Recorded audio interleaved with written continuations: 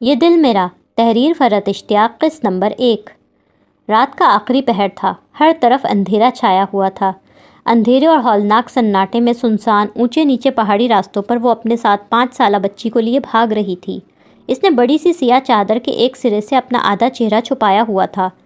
اس نے بچی کے چہرے پر سرخ جیکٹ کا ہڈ بہت آگے تک کر کے بچی کا چہرہ بھی چھپانے کی کوشش کی تھی۔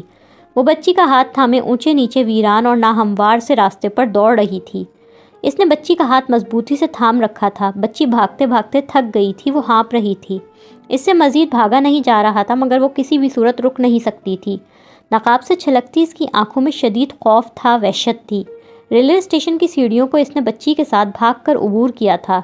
ایک کلی سامنے سے آ رہا تھا۔ ریلوے اسٹیشن پر اس وقت بالکل سناٹا تھا۔ رات کے آخری پہر ایک جوان عورت کو یوں تنہے تنہا ریلوے اسٹیشن پر دیکھ کر کلی مشکوک ہوا تھا۔ وہ ٹکٹ خریدنے کے لیے کھڑکی کے سامنے کھڑی ہوئی۔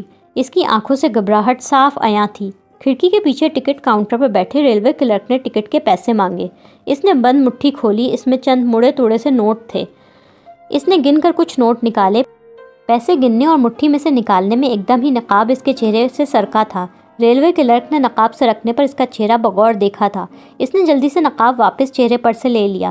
ریلوے کلرک نے مشکوک نظروں سے اسے دیکھتے نوٹ پکڑے۔ اس نے 2 ٹکٹ اسے پکڑائے۔ وہ ٹکٹ خرید کر پلٹی۔ اس ریلوے کلرک کی نظروں نے دور تک اس کا پیچھا کیا۔ اسے ٹرین کی آمد کا شدت سے انتظار تھا۔ ایک بینچ پر بیٹھ کر نقاب سے چہرہ چھپائے وہ خوفزدہ نگاہوں سے ادھر ادھر دیکھ رہی تھی۔ اس کے ساتھ موجود 5 سالہ بچی اس کے خدشات سے بے خبر ہنستے ہوئے اس سے کچھ پوچھ رہی تھی۔ یکدم ہی اسے اپنے پیچھے بھاری قدموں کی آوازیں آئیں۔ بچی کی ہنسی میں بھاگتے مردانہ قدموں کی آوازیں بھی شامل ہو گئی تھیں۔ وہ خوفزدہ ہو کر مڑی۔ اسی وقت ایک سناٹے میں گولی کی آواز گونجی تھی۔ گولی کی آواز، چیخوں کی آوازیں، شور، تمام آوازیں آپس میں گڈ مڈ ہو رہی تھیں۔ آسمان پر ابھی مدھم روشنی نمودار ہوئی تھی۔ عالیشان گھر کے اس کمرے میں وہ ٹریک سوٹ میں ملبوس بیڈ پر بیٹھا پیروں میں جوگرز پہن رہا تھا۔ وہ ایک ایک کر کے دونوں جوتوں کے تسمے تیزی سے باندھ رہا تھا۔ میر فاروق زماں کا پرائیویٹ جیٹ رن وے پر لینڈ ہو رہا تھا۔ جہاز لینڈ ہوا تو اس سے قد آور اور مضبوط جسامت کے حامل میر فاروق زماں اترتے دکھائی دیے۔ وہ ایک بہت بڑے بزنس امپائر کے مالک، ایک مشہور و معروف صنعت کار اور بزنس ٹائکون تھے۔ اپنی عمر کے حساب سے وہ بہت فٹ، بہت شاندار۔ صرف قلموں کے پاس سے بال ہلکے ہلکے سے سفید تھے۔ بہترین اور مہنگے ڈیزائنر 3 پیس سوٹ میں ملبوس باوقار نظر آ رہے تھے۔ ان کی شخصیت میں شاہانہ رعب و دبدبہ اور ان کی چال میں غرور سا چھلکتا تھا، جیسے ساری دنیا ان کی غلام اور ان کے حکم کی محتاج تھی۔ میر فاروق کے پیچھے ان کی کمپنی کے 2 سینئر ایگزیکٹو بھی جہاز سے اترے تھے۔ سامنے 3 گاڑیاں ان کے استقبال کے لیے انہیں ریسیو کرنے کھڑی تھیں۔ ایک ان کی مرسڈیز تھی، جس میں سے اتر کر ان کا خاندانی اور وفادار ملازم علی بخش کھڑا تھا۔ مرسڈیز کے عین پیچھے میر فاروق کے گارڈز اور گن مین مسلح کھڑے تھے۔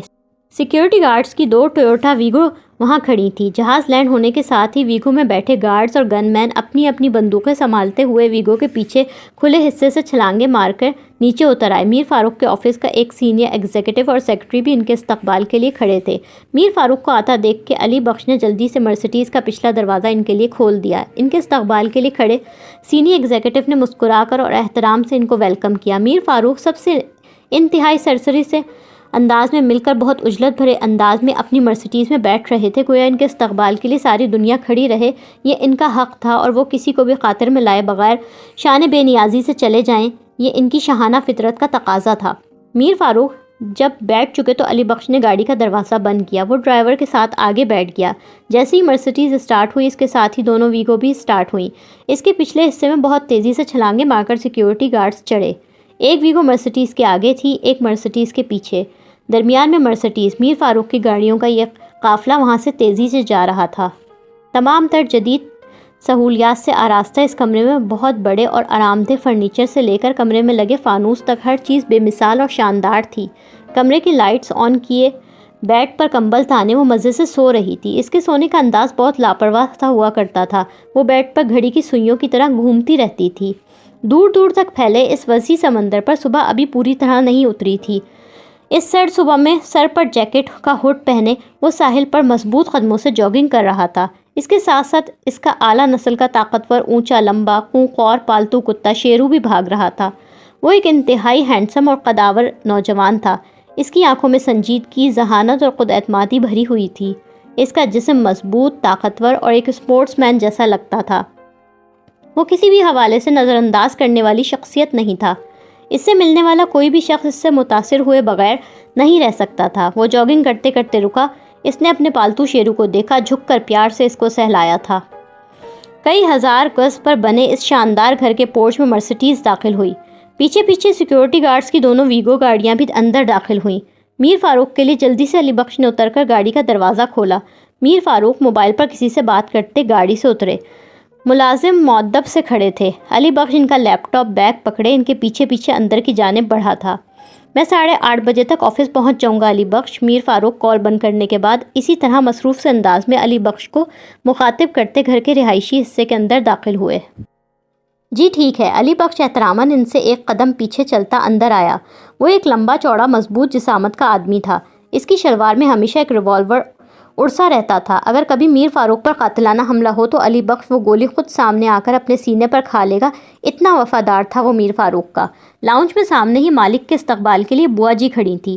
اس گھر کی خاندانی ملازمہ اور میر فاروق کی اکلوتی اولاد نور العین کو انہوں نے ہی پالا تھا، اس لیے ان کا اسٹیٹس اور مقام اس گھر کے باقی ملازمین سے اونچا تھا۔ آنکھوں میں ممتا اور نرمی چھلکتی تھی۔ وہ گوری چٹی خوبصورت قدرے بھاری بھرکم جسم والی 65 سالہ خاتون تھی۔ انہوں نے میر فاروق کو آتے دیکھ کر سلام کیا۔ وعلیکم السلام۔ میر فاروق نے دیگر ملازمین کی طرح بوا جی کو نظر انداز نہیں کیا، بلکہ رک کر ان سے بات کرنے لگ گئے۔ گو انداز سنجیدہ ہی رہا۔ آپ خیریت سے ہیں؟ بوا جی نے پوچھا۔ ہاں، نور کیسی ہے؟ میر فاروق کے لہجے میں، اور ان کے چہرے پر اپنی اکلوتی اولاد کے لیے بہت پیار چھلکا تھا۔ ٹھیک ہے، سو رہی ہے، ویسے اب اٹھنے والی ہے، اسے یونیورسٹی جانا ہے۔ نور اٹھ جائے تو مجھے بتا دیجیے گا، میں ناشتہ اس کے ساتھ کروں گا۔ بوا جی کو تاکید کرنے کے ساتھ میر فاروق نے اندر کی جانب قدم بڑھائے۔ علی بخش بھی ان کا لیپ ٹاپ بیگ اور کچھ فائلز پکڑے ان کے پیچھے تھا۔ جاگنگ سے آ کے وہ شاور لینے کے بعد اب اپنے بیڈ روم کے انتہائی شاندار سے واک ان کلوزٹ میں کھڑا تھا۔ ایک طرف لائن سے قیمتی اور ڈیزائنر سوٹس ہینگر میں لٹکے ہوئے تھے، ایک طرف فارمل ڈیزائنر شرٹس، ایک طرف کیجول ملبوسات، اور ایک خانے میں ترتیب سے کئی مہنگے برانڈز کے جوتے سجے نظر آ رہے تھے۔ وہ آفس کے لیے تیار ہو رہا تھا۔ فارمل پینٹ شرٹس میں ملبوس وہ آستینوں پر کف لنکس لگا رہا تھا۔ پھر اس نے شرٹ کا کالر اوپر اٹھایا اور ایک قیمتی سلک ٹائی کو بہت تیزی سے گلے میں باندھا۔ اس کے ہاتھ بہت روانی سے کام کر رہے تھے۔ ٹائی کے بعد وہ کوٹ پہن رہا تھا جب اس کا ملازم امام الدین ہاتھ میں چھوٹی ٹرے پکڑے اندر آیا۔ ٹرے میں اورنج جوس کا گلاس رکھا تھا۔ بیٹا جوس کا گلاس امام الدین نے اس کی جانب بڑھایا۔ شکریہ امام الدین بابا، برٹش لب و لہجے میں بولتے اس نے جوس کا گلاس ہاتھ میں لے لیا۔ ناشتہ میں نے میز پر لگوا دیا ہے، میں آ رہا ہوں۔ اس کے موبائل پر کوئی میسج آیا تھا جسے پڑھتے پڑھتے جوس کا سپ لیتے ہوئے اس نے امام الدین کو مصروفیت بھرے انداز میں جواب دیا۔ کل آپ کی کچھ ڈاک گھر پر آئی تھی، میں نے اسٹڈی میں رکھوا دی ہے۔ گاڑی میں رکھوا دے امام الدین بابا، آفس جاتے ہوئے راستے میں دیکھ لوں گا۔ میسج کا جواب تیز رفتاری سے ٹائپ کرتے اس نے امام الدین کو جواب دیا۔ آپ کتنا کام کرتے ہیں بیٹا؟ رات دیر تک جاگ کے دفتر کا کام، وہ کمپیوٹر پر میٹنگز۔ امام الدین کو فوری طور پر زوم اور اسکائپ کے الفاظ بولنا نہیں آئے۔ اس نے موبائل سے نظریں ہٹا کر اس کا مسئلہ حل کیا۔ زوم پر میٹنگز امام الدین؟ وہ مسکرایا۔ ہاں وہی، لے دے کے گھر سے دفتر تک جانے کا راستہ جو ہے وہ بھی آپ کوئی نہ کوئی کام کرتے گزارتے ہیں۔ اچھی بات ہے نا امام الدین بابا، بندے کو ہر وقت کام کرتے رہنا چاہیے، ورنہ فارغ وقت میں پتہ نہیں انسان کیا کیا سوچنے لگتا ہے۔ ہلکی مسکراہٹ کے ساتھ بولتے بولتے وہ یکدم ہی سنجیدہ ہوا، جیسے اسے کوئی تکلیف دہ سوچیں اور باتیں یاد آ گئی تھیں۔ وہ ایک پل کے لیے رکا، پھر خود کو اس کیفیت سے نکال کر گہری سانس لے کر موضوع تبدیل کیا، گویا اس بارے میں بات نہ کرنا چاہتا ہو۔ شیرو آج میرے ساتھ بہت دوڑا ہے، اسے ذرا اچھی طرح کھلا پلا دیجیے گا۔ امام الدین کو تاکید کرتے وہ موبائل پر نمبر ڈائل کرنے لگا تھا۔ ٹھیک ہے بیٹا، ویسے وہ بہت نہ بھی دوڑے تب بھی اسے کھانا زیادہ ہی چاہیے ہوتا ہے۔ اپنا ڈاگ فوڈ نہیں چاہیے ہوتا، بلکہ بغیر ہڈی اور چکنائی کے گوشت کے روکھے ٹکڑے چاہیے ہوتے ہیں۔ انسانوں کو ہڈی چھیچڑوں والا گوشت نہیں مل رہا اور اسے صاف ستھرا روکھا گوشت چاہیے۔ بڑے نخرے ہیں اس کے بیٹا، امام الدین ہنس کر بولے۔ وہ زیر لب مسکرایا۔ اسی دوران اس کی کال مل گئی۔ ہیلو جی ظفر صاحب، جی آسٹریلیا سے انجینئرز کی ٹیم آ رہی ہے، ہم نے آج پلانٹ پر۔ وہ فون پر بات کرتا ڈریسنگ روم سے نکل کر اپنے کمرے میں جا رہا تھا۔ امام الدین بھی اس کے پیچھے ہو لیا۔ وہ گہری نیند سو رہی تھی۔ وہ گھڑی کی سوئیوں کی طرح گھومتی اب بیڈ کے دوسرے کونے پر تھی۔ بیڈ پر سر والی جگہ پر اس کے پاؤں اور پاؤں والی جگہ پر سر تھا۔ کمبل کا صرف ایک سرا اس کے اوپر تھا، باقی سارا کا سارا نیچے فرش پر گرا پڑا تھا۔ اس کا ایک ہاتھ اور ایک پیر بیڈ سے نیچے لٹک رہا تھا۔ اس کے چہرے پر معصومیت ہی معصومیت تھی۔ اس کے کمرے کا دروازہ کھول کے بوا جی اندر داخل ہوئی تھی۔ مجال ہے جو یہ لڑکی انسانوں کی طرح ڈنگ کے سونا سیکھ لے۔ اس کو اس آڑی تیڑھی طرح سوتا دیکھ کر انہوں نے اپنا سر پیٹا، ساتھ ہی فوراً سوئچ بورڈ پر ہاتھ لے جا کر کمرے کی تمام لائٹس بند کرنے لگیں۔ ساری دنیا کی لڑکیاں کیا سلیقے تمیز سے سوتی ہیں، اور ایک ہماری شہزادی صاحبہ ہیں۔ لائٹس بند کرنے کے بعد اب وہ کھڑکیوں کی طرف بڑھی تھی۔ بیٹا، یہ گھڑی کی سوئیوں کی طرح سوتے ہوئے تم بیڈ پر گھومنا کب چھوڑو گی؟ وہ خوبصورت کھڑکیوں پر بڑے مخملین پردے کھولنے لگی تھی۔ اٹھ جاؤ اینا، صبح ہو گئی ہے۔ پردے کھولنے کے بعد انہوں نے کھڑکیاں بھی کھول دیں۔ کتنی پیاری صبح ہے، ذرا دیکھو تو صحیح۔ صبح کی تازہ خوشگوار ہوا اور سورج کی شعاؤں کو اندر آنے کا راستہ مل گیا۔ سورج کی شعائیں اس کے چہرے پر پڑیں تو اس نے تکیہ منہ پر رکھ لیا۔ بوا جی مجھے سونے دیں، تکیے میں منہ دیے ہوئے وہ سوتی ہوئی آواز میں بولی۔ بوا جی نے کھڑکیاں کھولتے کھولتے سر گھما کر اسے گھورا۔ اس کے اس گھورنے پر بھی ممتا اور پیار جھلک رہا تھا نورالعین کے لیے۔ سونے دوں اور یونیورسٹی کون جائے گا؟ میں؟ ہاں، وہ تکیے میں منہ گھسائے سوئی جاگی کیفیت میں بڑبڑائی۔ آپ کو بھی تو پتہ چلے کتنا مشکل ہوتا ہے پڑھنا۔ بوا جی مڑ کر اس کے پاس آ کے بیڈ پہ بیٹھ گئیں۔ اٹھ جاؤ اینا، دیر ہو جائے گی، ذرا گھڑی میں وقت تو دیکھو۔ لیکن اس کے اٹھنے کا کوئی موڈ نہیں لگ رہا تھا۔ اس نے مزید ایک اور تکیہ اپنے منہ پر رکھ لیا اور دوسرے تکیے میں منہ مزید اندر گھسا لیا۔ بوا جی پیار سے اس کا سر اور پیٹھ سہلانے لگیں۔ پھر روز کی طرح آج بھی یونیورسٹی کے لیے دیر ہو جائے گی۔ اٹھ جاؤ میرا چندا، میری گڑیا، ویسے بھی تمہارے بابا جان ناشتے پر تمہارا انتظار کر رہے ہیں۔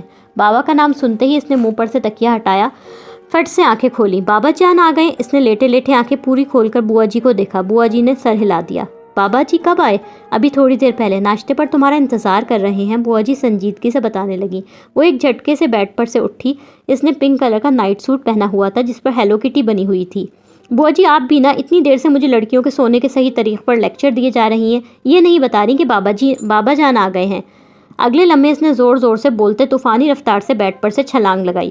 حد کرتی ہے آپ بھی بوا جی، پہلے نہیں بتا سکتی اتنی اہم بات؟ کیا ہو گیا ہے نا، آرام سے دھیان سے بیٹا، چوٹ لگ جائے گی۔ بوا جی اس کے یوں چھلانگ مارنے پر ذرا دہل کر بولی۔ وہ آندھی طوفان کی رفتار سے چیزیں اور فرنیچر پھلانگتی سیدھی باتھ روم کی طرف بھاگی تھی۔ اسے سائڈ ریک سے ٹھوکر لگی تھی، پیر کے انگوٹھے میں چوٹ لگی مگر اس نے پرواہ نہیں کی۔ بوا جی دہل کر اس کے پیچھے بیڈ سے اٹھی۔ نہیں لگی چوٹ بوا جی، پلیز جلدی سے میرے کپڑے نکال دیں، میں 2 منٹ میں شاور لے کر آتی ہوں، بسم اللہ، آرام سے۔ نورالعین ٹھوکر لگنے کی پرواہ کیے بغیر باتھ روم میں گھس گئی۔ بوا جی نے اپنا سر پیٹا۔ بابا جان میرا انتظار کر رہے ہیں بوا جی، اور آپ مجھے آرام سے کہہ رہی ہیں، پلیز جلدی سے میرے کپڑے نکال دیں۔ بوا جی باتھ روم کے ساتھ ہی ڈریسنگ ایریا میں آ گئی۔ انہوں نے وارڈروب کا سلائڈنگ ڈور کھولا۔ اندر اس کے ڈھیر سارے کپڑے ہینگر میں لٹکے ہوئے تھے۔ کون سے کپڑے نکالوں یہ تو بتا دو۔ اس نے دانتوں پر برش کرتے کرتے باتھ روم کا دروازہ کھولا، دروازے سے سر باہر نکال کر بولی، کوئی سے بھی، بابا جان کو میں ہر کلر میں اچھی لگتی ہوں، آپ جلدی کریں بس۔ بولتے ہی چھپاک سے سر اندر کیا اور باتھ روم کا دروازہ واپس بند کر لیا۔ بوا جی اس کی حرکتوں میں محظوظ ہوتی ممتا بھرے انداز میں دھیمے سے مسکرائیں اور اس کے پہننے کے لیے کپڑے نکالنے لگیں۔ میر فاروق کے گھر کے اس شاندار وسیع و عریض ڈائننگ روم میں لمبی خوبصورت شاہانہ طرز کی میز پر ناشتے کی انواع و اقسام کی ڈشز سجی تھیں۔ سربراہی کرسی پر میر فاروق بیٹھے تھے۔ ملازم نے میز پر ناشتے کی مزید کوئی ڈش لا کر رکھی۔ بوا جی وہاں پاس ہی کھڑی تھی۔ وہ چونکہ اس گھر کی نگراں، منتظم، اعلیٰ انچارج تھیں، اس لیے تمام ملازمین ان کے حکم کے تابع تھے اور ان کی زیر نگرانی کام کرتے تھے۔ انہوں نے ملازم کو کوئی ہدایت دی۔ میر فاروق اپنے سامنے رکھے اخبار کی سرخیاں خاموشی، سنجیدگی اور لاپرواہی سے دیکھ رہے تھے۔ بوا جی کی ہدایت پر ملازم ان کے لیے جگ میں سے جوس گلاس میں ڈالنے لگا۔ نور اٹھ گئی۔ اخبار دیکھتے دیکھتے انہوں نے بوا جی سے سنجیدگی سے پوچھا، جی وہ آ رہی ہے، آپ ناشتہ شروع کریں، نور آ جائے گی، اس کے ساتھ ہی ناشتہ کروں گا۔ میر فاروق نے اخبار سے نظریں اٹھائے بغیر جواب دیا۔ اسی وقت سیڑھیوں سے وہ بھاگتی ہوئی اتری تھی۔ اس نے دور سے سیڑھیوں پر سے ہی باپ کو اونچی آواز میں پکارا تھا، بابا جان۔ اس نے ہمیشہ کی طرح جینز کے ساتھ اسٹائلش سا ٹاپ پہنا ہوا تھا۔ اس کے کندھوں سے ذرا نیچے تک آتے کھلے بال تھے۔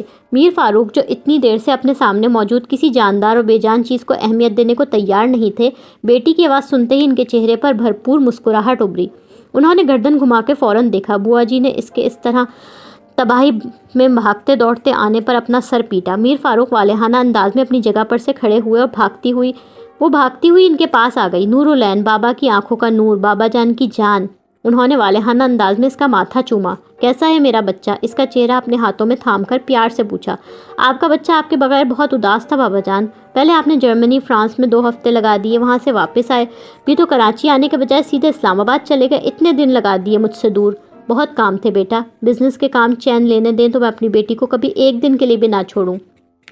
وہ اس کی طرف والہانہ چاہت سے دیکھتے ہوئے بولے، بابا جان آپ کے پاس سے تو جو خوشبو آتی ہے نا آپ کے کلون کی اور آپ کی، یہ مجھے بہت اچھی لگتی ہے، بہت اپنی لگتی ہے۔ اس نے قریب ہو کر گہری سانس لے کر باپ کے لباس میں سے اٹھتی خوشبو کو سونگھا۔ وہ ان کے سامنے موجود پا کر بہت خوش تھی۔ بوا جی مسکراتے ہوئے اس کی یہ خوشی دیکھ رہی تھی۔ میر فاروق جواباً مسکرائے، مجھے پتا ہے۔ وہ مڑ کر خود اس کے لیے اپنے ہاتھوں سے ڈائننگ ٹیبل پر اپنے برابر والی کرسی کھینچ کر اس کے لیے باہر نکال رہے تھے۔ آ جاؤ ناشتہ شروع کریں۔ وہ باپ کی والہانہ چاہت پر خوشگوار موڈ میں مسکراتی ہوئی اسی کرسی پر بیٹھ گئی جو اس کے لیے انہوں نے نکالی تھی۔ جب تک وہ کرسی پر بیٹھ نہیں گئی تب تک میر فاروق کھڑے رہے۔ اس کے بیٹھنے کے بعد وہ اپنی کرسی پر بیٹھے۔ وہ ہمیشہ ایسا ہی کرتے تھے۔ نور العین کے لیے خود اٹھ کر میز سے کرسی باہر نکالتے۔ جب تک وہ آرام دہ انداز میں بیٹھ نہ جاتی میر فاروق بھی نہ بیٹھتے۔ سوری بابا جان، آپ کو ناشتے پر میرا ویٹ کرنا پڑا، لمحہ بھر کا توقفہ کر کے شرارت سے بولی۔ ایک تو یہ بوا جی ہے نا، مجال ہے جو کسی دن ٹائم پر اٹھا دیں۔ نور العین نے سفید جھوٹ پر بوا جی نے اس کو گھورا۔ مجھے پتا ہے اب یہ آپ سے کہیں گی کہ یہ مجھے بہت دیر سے اٹھا رہی تھی مگر میں اٹھ نہیں رہی تھی۔ اس نے شرارت اور معصومیت سے آنکھیں پٹ پٹا کر میر فاروق سے بولا، بھائی نرگس، بوا نور کو ٹائم پر اٹھا دیا کریں۔ اس کی شرارت کا مزہ لیتے اور سنجیدگی سے بوا سے بولے مگر آنکھوں میں مسکراہٹ نظر آ رہی تھی۔ کل سے آپ مجھے صبح ٹائم پر اٹھا دیجیے گا بوا جی۔ دیکھیں آج بابا جان کو میرا انتظار کرنا پڑا ہے ناشتے پہ۔ وہ اسی طرح معصومیت سے آنکھیں پٹ پٹا کے بوا جی سے بولی جو اسے مسلسل گھور رہی تھی۔ میر فاروق ہنس پڑے۔ ویسے بابا جان آپ ناشتہ شروع کر دیتے نا، میں آ کے آپ کو جوائن کر لیتی۔ ناشتے کی طرف متوجہ ہو کے وہ ان سے بولی۔ میر فاروق اس دوران اس کی پلیٹ میں آملیٹ ڈال رہے تھے۔ اپنی بیٹی کے بغیر کیسے ناشتہ شروع کر دیتا؟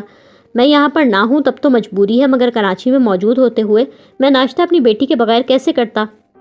انہوں نے کانٹے میں آملیٹ کا ایک ٹکڑا پھنسا کر پہلا نوالا اس کی طرف بڑھایا۔ کبھی بھی نہیں، نور العین زماں کو پتا ہے وہ اپنے بابا کی جان کی سب سے فیوریٹ ہے اور اپنے بابا جان کی سب سے لاڈلی۔ نور العین نے منہ کھول کر ناشتے کا پہلا نوالا ان کے ہاتھ سے لیا۔ بالکل، اور بابا کو کھانے کا پہلا نوالا اپنی بیٹی کو اپنے ہاتھ سے کھلانا سب سے اچھا لگتا ہے۔ میر فاروق اس کی طرف شفقت سے دیکھ کر بولے۔ دنیا بھر کے سامنے مغرور اور روبدار میر فاروق کی سب سے بڑی کمزوری اور سب سے بڑی محبت ان کی اکلوتی بیٹی تھی۔